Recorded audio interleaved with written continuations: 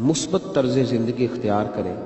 ہمارے ہاں کسی شخص کو جب لوگ دیکھتے ہیں، اس کی 100 باتوں کا لوگ مطالعہ کرتے ہیں، 100 عادات کو دیکھتے ہیں، 99 اچھی عادات کو چھوڑ کر اور 99 اچھی باتوں کو چھوڑ کر ایک منفی بات جو ملتی ہے اس کو ڈسکس کرتے ہیں، اسی پر بات کرتے ہیں، اسی کا ذکر چھیڑتے ہیں، اسی پر تبصرہ کرتے ہیں۔ بھئی جو 99 اچھی باتیں تھیں ان کا بھی تو ذکر کرنا چاہیے، خیر کی بات تلاش کرنی چاہیے تھی، خیر والا کام کرنا چاہیے تھا۔ 2 جملے میرے رسول کریم علیہ السلام، ابو داؤد شریف کی حدیث، تو 2 جملوں میں میرے محبوب نے اس مضمون کو کس خوبصورتی سے بیان کر دیا۔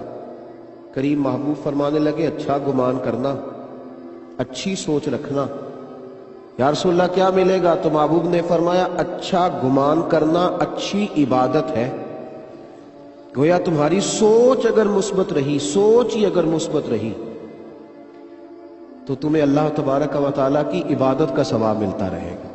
صرف اچھا سوچنے سے، مثبت سوچنے سے ضروری نہیں ہے میرے بھائی، ضروری نہیں ہے کہ جو مرد عورت موٹر سائیکل پہ اکٹھے جا رہے ہیں معاذ اللہ وہ برے ہی ہوں، وہ بہن بھائی بھی ہو سکتے ہیں، وہ میاں بیوی بھی ہو سکتے ہیں۔ ضروری نہیں ہے کہ جو آدمی بڑی تیزی سے آپ کی گاڑی کے قریب سے بھگا کر کے گاڑی لے گیا ہے وہ بد اخلاق ہی ہو، وہ انتہائی جو ہے وہ غلط انسانی ہو کہ اس نے خیال ہی نہیں کیا اس طرح گاڑی۔ ہو سکتا ہے اس بیچارے کے گھر میں کوئی بیمار ہو گیا ہو، اسے کوئی ایسا ٹیلی فون آ گیا ہو جس کی وجہ سے وہ بھاگ رہا ہو سکتا ہے کسی مریض کو اسے لے کر کے جانا ہو۔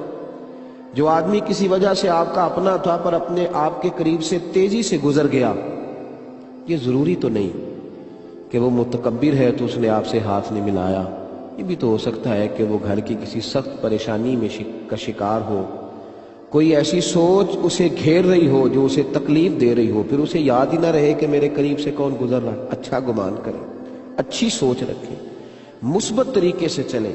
بلکہ اعلیٰ حضرت فاضل بریلوی رحمۃ اللہ علیہ فرماتے ہیں کہ مسلمان کی اور بالخصوص اس آدمی کی جو نیک ہے، صالح ہے، پرہیزگار ہے، اگر اس کی کوئی ایسی بات نظر آئے جو ہم سمجھ رہے ہوں کہ درست نہیں ہے تو فرماتے ہیں اس کی تعویل کرو، یہ کہو کہ میری عقل کی غلطی ہے، یہ سوچو کہ میں چونکہ اس کی حقیقت کو نہیں جان پایا کہ اصل بات کیا تھی اس لیے مجھے ایسا لگ رہا ہے۔ منفی نہ سوچیں، ہمارے ہاں منفی سوچیں اتنا عروج پکڑ گئی، اتنا عروج پکڑ گئی۔ ضروری ہے کہ جب بھی ماں اپنے بیٹے کے پاس بیٹھے گی تو وہ اپنی بہو کے خلاف ہی بات کرے گی، اس نے پالا ہے، اس نے بڑا کیا ہے، اس نے جوان کیا ہے۔ ماں بیٹے کا رشتہ ایسا رشتہ ہے جس کو نہ تولا جا سکتا ہے نہ پرکھا جا سکتا ہے۔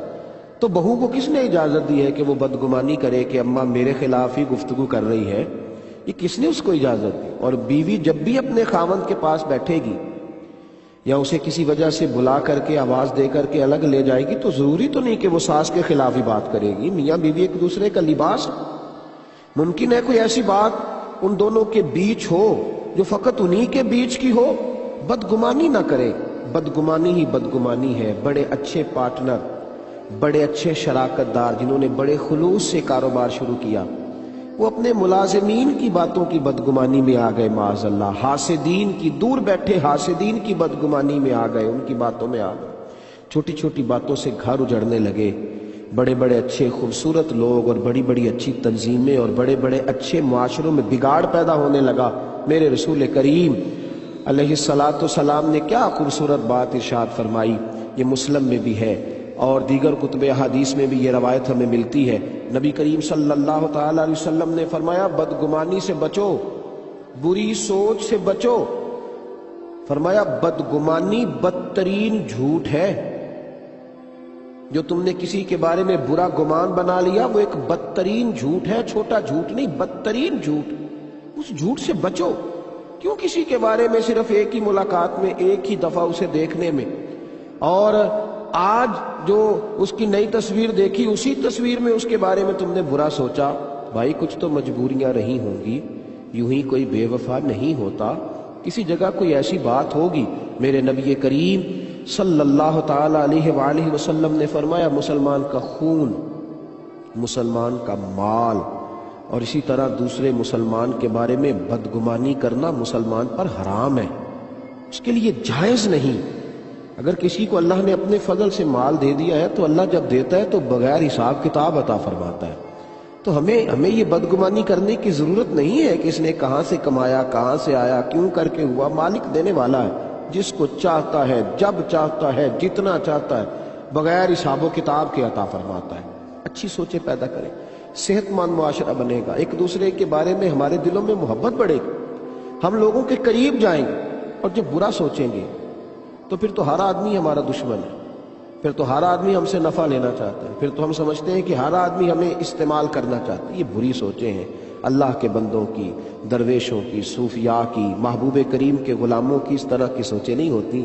وہ تو اچھا سوچتے ہیں، وہ تو اپنے آپ کو پیش کرنے کی کوشش کرتے ہیں۔ میرے نبی کریم صلی اللہ تعالی علیہ وسلم نے اچھی سوچ، دیکھیں حضور علیہ الصلوۃ والسلام کی سوچ کا معیار کیا ہے، نبی کریم کی سوچ کا معیار کیا ہے۔ حضرت زید بن حارثہ رضی اللہ تعالیٰ عنہ فرماتے ہیں طائف والوں نے پتھر مارے نبی پاک کو صلی اللہ علیہ وسلم، حضور کو بڑی تکلیف دی، اذیت دی۔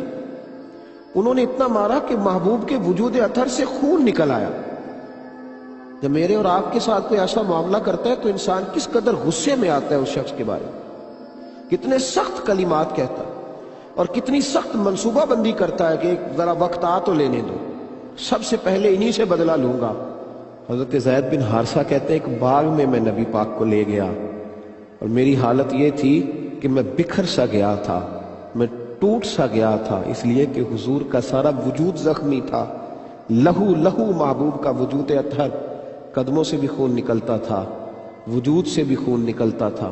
کہتے ہیں میں تنے تنہا، میں بکھر سا گیا، تو میں نے حضور کو پانی کا پیالہ جب پیش کیا تو اس میں بھی میں نے خون کے قطرے بکھرتے دیکھے۔ عرض کی یا رسول اللہ آج آپ دعا کریں طائف والے بکھر جائیں، یہ ٹوٹ جائیں۔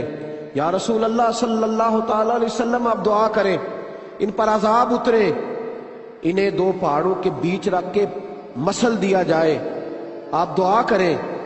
کہتے ہیں جب اس حالت میں جب انسان شدید غصے میں ہوتا ہے، وہاں بھی جب مصطفیٰ کریم کے ہاتھ اٹھے تو حضور نے دعا کی تو میں اپنے محبوب کی سوچ پر قربان ہو گیا۔ محبوب کریم فرمانے لگے اللہم اہدی قومی فإنہم لا یعلمون۔ کیا دعا ارشاد فرمائی۔ حضرت زید بن حارثہ کہتے ہیں جب حضور ہاتھ اٹھا رہے تھے تو میں سوچ رہا تھا اب یہ تباہ ہو جائیں گے، لیکن محبوب نے دعا کیا کی، حضور فرمانے لگے اے اللہ میری قوم کو ہدایت دے دے، انہیں پتہ ہی نہیں یہ کیا کر رہے ہیں، انہیں خبر ہی نہیں، یا اللہ انہیں ہدایت دے دے۔ میں نے عرض کی حضور یہ آپ نے کیا دعا دی؟ تو محبوب کی سوچ دیکھیے، حضور فرمانے لگے میں انہیں تباہ کرنے کی بد دعا کیوں دوں، کیوں ان کی بربادی کی میں دعا کروں؟ زید یہ نہیں مان رہے تو ممکن ہے ان کی آنے والی نسلیں ہی کلمہ پڑ جائیں، وہ مان جائیں گی، آنے والے لوگ مان جائیں گے۔ اچھی سوچ، مثبت سوچ، اچھا نظریہ، لوگوں کے بارے میں خوبصورت انداز میں سوچنا۔